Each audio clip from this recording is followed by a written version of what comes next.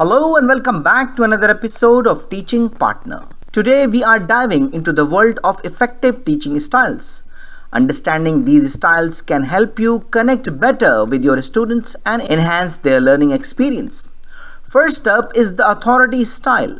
This style is all about structure and clear expectation. It works best in environments where students need guidance, like in a university classroom.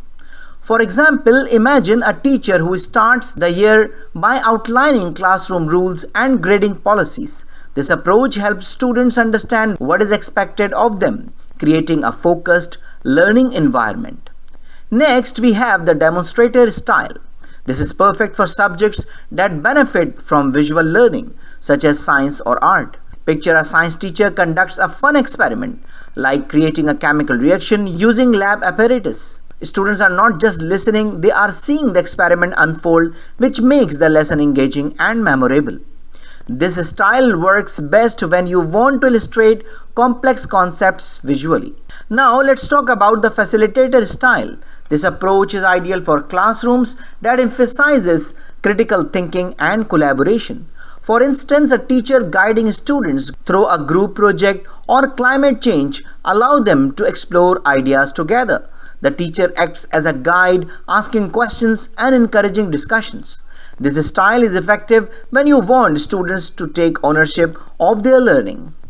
Another effective approach is the collaborative style. This style thrives in settings where teamwork is essential, like in language arts or social studies.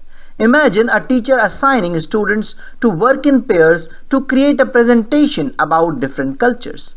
This not only fosters teamwork but also allows students to learn from each other's perspectives. It's perfect for the project that require diverse input and creativity. Finally, we have the personalized style.